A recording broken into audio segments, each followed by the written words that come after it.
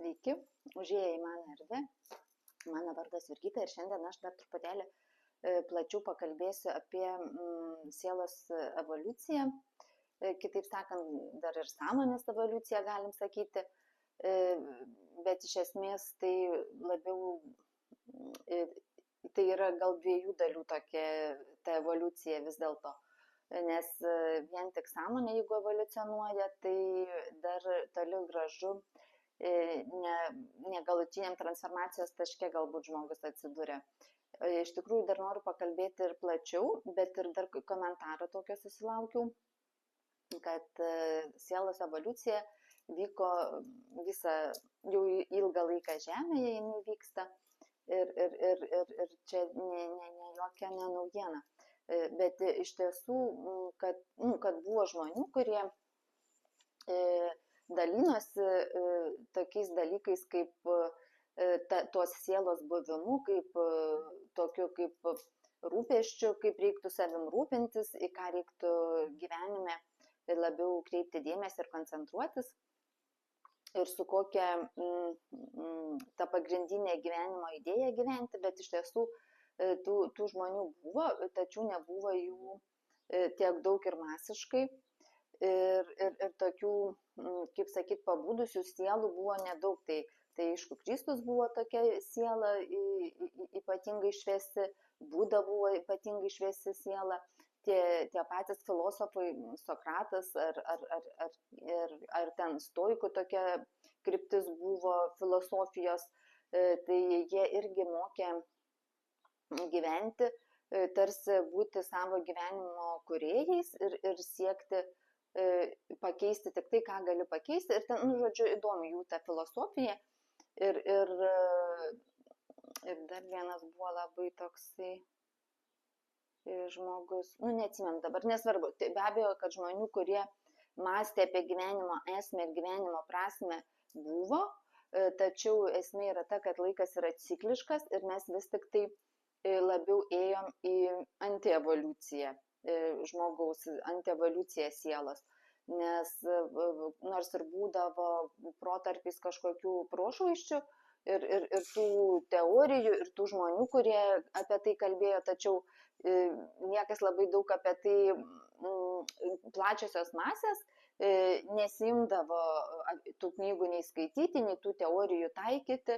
Dar Karl Jungas toksai buvo labai filosofas, tai taip pat jisai daug labai teisingų minčių yra davęs žmonėms ir atskleidęs tų paslapčių, bet tik labai nedidelė dalis jomis naudojosi. O dar vienas dalykas, kodėl sakau, kad dabar yra laikas, kai sielos evoliucija gali vykti, dėl to, kad ateina įvairių naujų žinių ir viena iš tokių pagrindinių tai yra, kad apie religijas dabar yra kalbama, kad religijos iš tiesų buvo sugalvotos žmonių, tiesiog tik tais žmonių valdymui, nes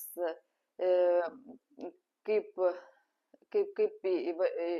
šitos religijos reikia bijoti Dievo, nes Dievas gali tave nubausti, jeigu tu blogai elgsiesi ar kažką darysi. O netgi ir jeigu paimti tą pačią krikščionybę ir tą Bibliją paimti, kurioje rašo, kad yra viena tauta išrinktoji, tai žydų tauta, tai čia iš vis, žodžiu, bet buvo laikas, kada buvo reikalingos tos visos religijos ir tos filosofijos, ir iš tiesų dabar yra metas, kai reikia sulipdyti tas filosofijas, kurios mokina, kad mes esam kūrėjai, kad mes galim labai daug dalykų patys padaryti. Ir jeigu mes sujungtume su ta religinė mintim, kad Dievas mūsų kūrė pagal savo atvaizdą ir panašumą, ir mes esam savo gyvenimų kūrėjai, tačiau labai svarbi, sakykime, galbūt religijos mintis, kad vis tik yra Dievas.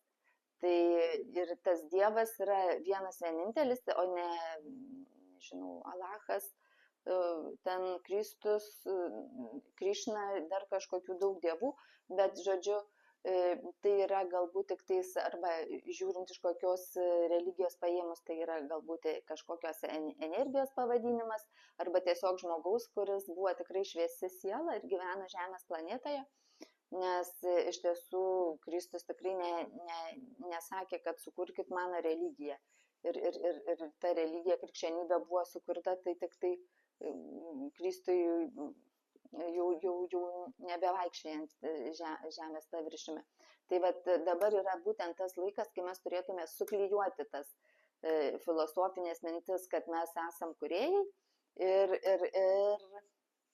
prijungti prie tos minties, kad Dievas sukūrė mus pagal savo atvaizdą ir panašumą, bet jis yra vienas ir vienintelis kūrėjas visų pasaulių ir visų visatų.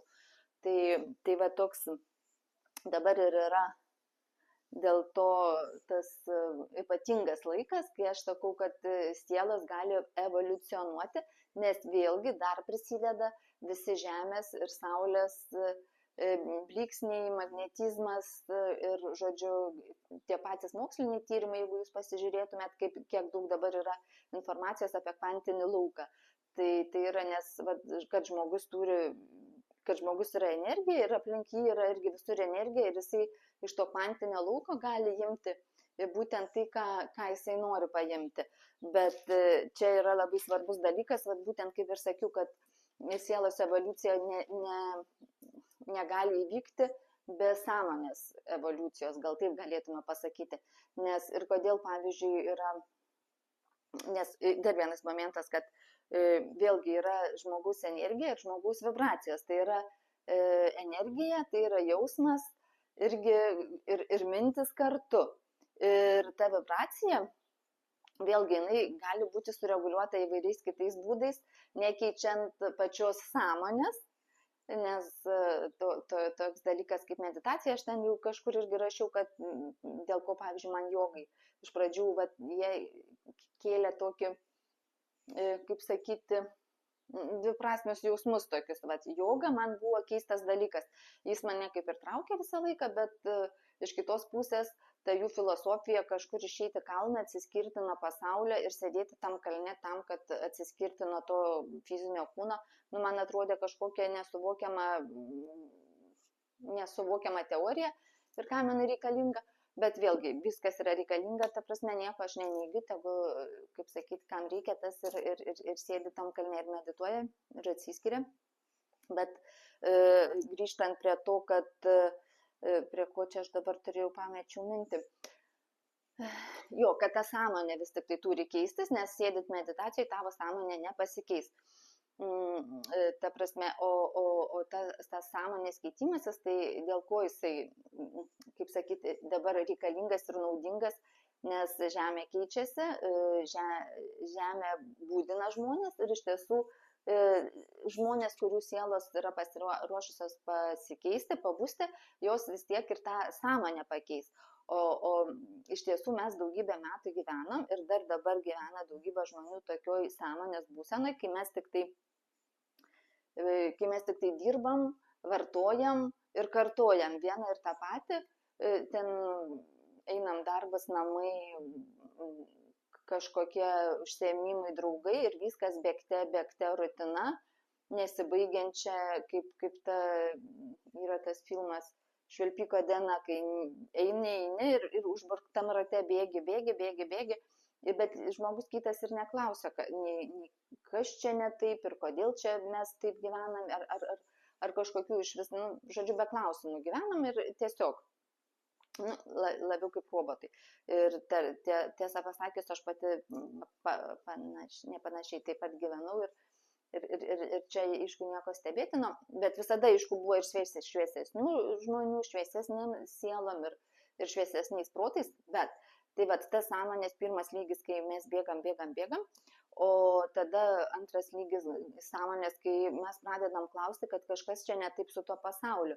Ir pradedi žiūrėti, kad tie dalykai, kuriuose tu pats dalyvaudavai, tokie kaip, kad ir, nežinau, kažkokie aptarinėjimai bereikšmiai, nežinau, kitų žmonių gyvenimų, ar politinių įvykių, ar, žodžiu, įvairūs pokalbiai, kurie tiesiog nemaitina sielas, nekuria jokios vertės sąmonės plėtime ir žodžiu, pasidaro tie pokalbiai galbūt net neįdomus ir dar kas tame etape atsitinka įdomiai, kad tu tarsi nori atsiskirti, bet paskui tarsi vėl sugrįžti prie tų pačių žmonių, prie tų pačių pokalbių, prie tų pačių televizijos laidų, nes mes gyvenam toj pačioj aplinkoj ir atrodo, nu tai kaip čia tiek daug metų buvo taip ir tu dabar čia nebenori tų dalykų ir kodėl taip keista, toks keistas iš tikrųjų jausmas atsiranda.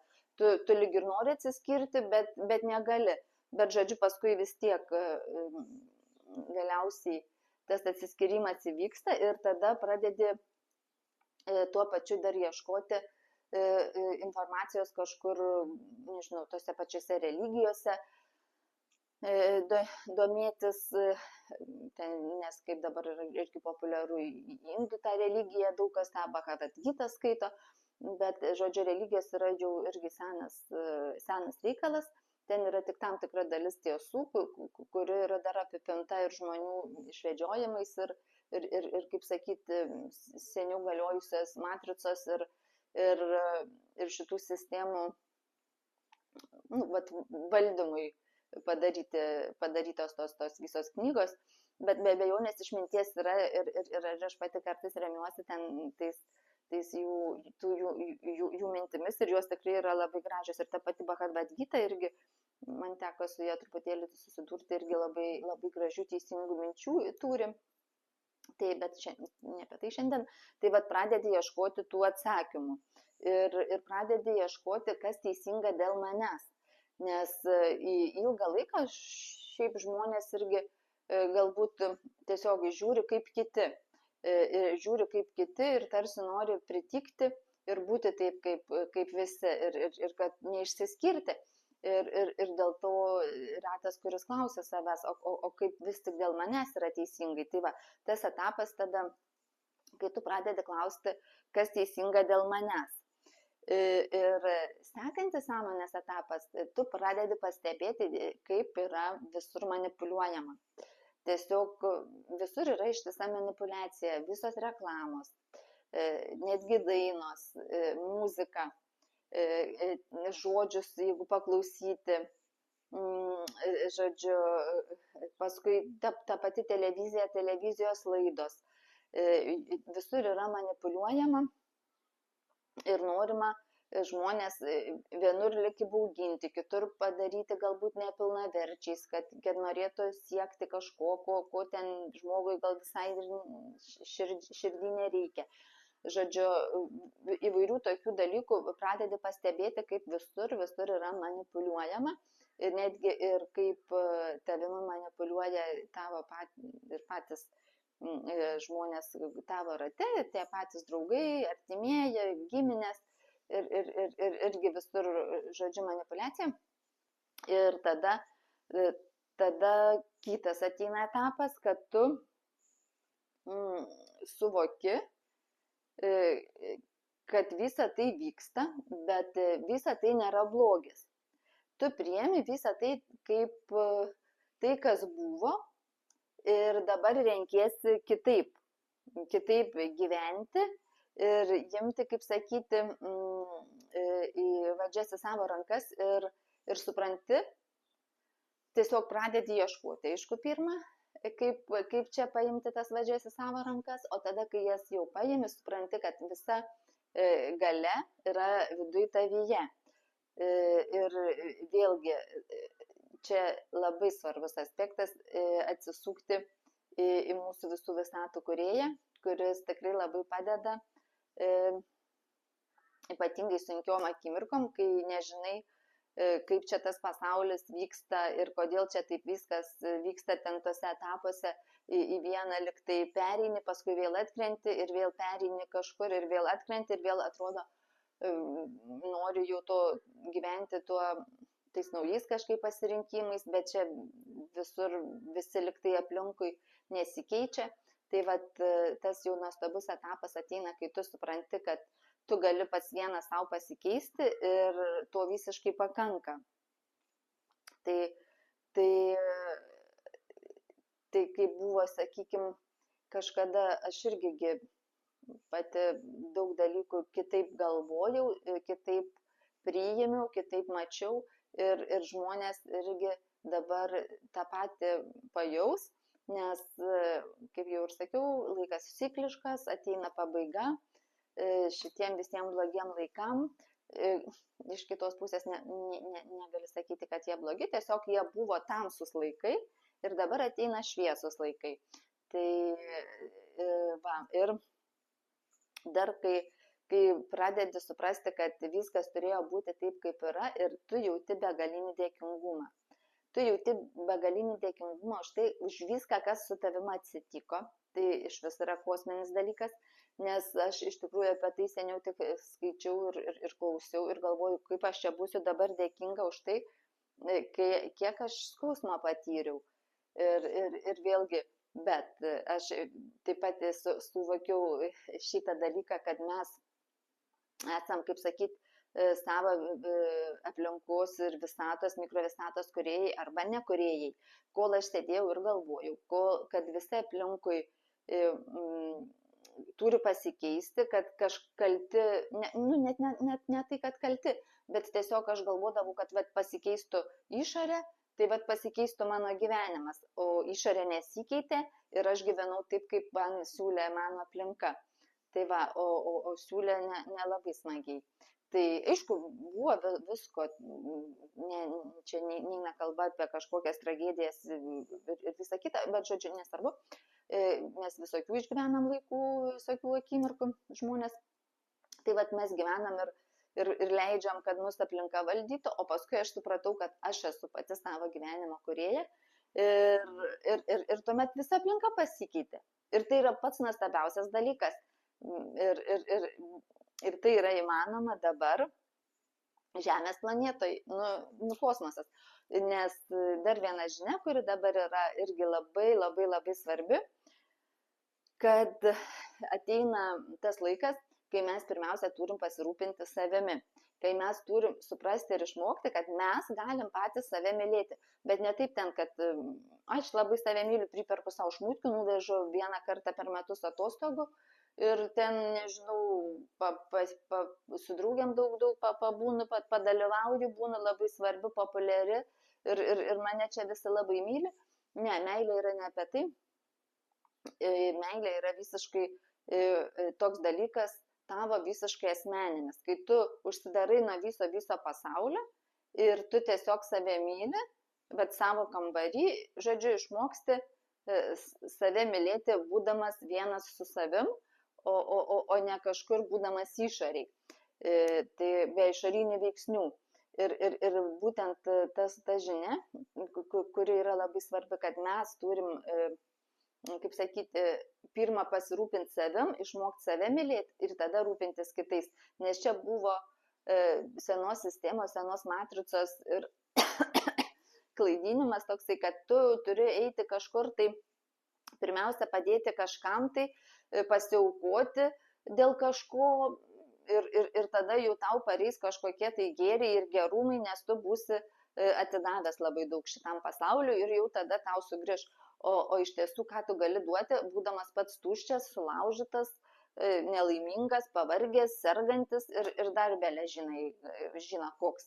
Tai va, žodžiu, tikėkit, ateina geri laikai. Pradėkit kurti tuos laikus patys čia ir dabar, ten, kur esate, nelaukdami, kad kažkas ateis ir padarys tai už jūs. Iki.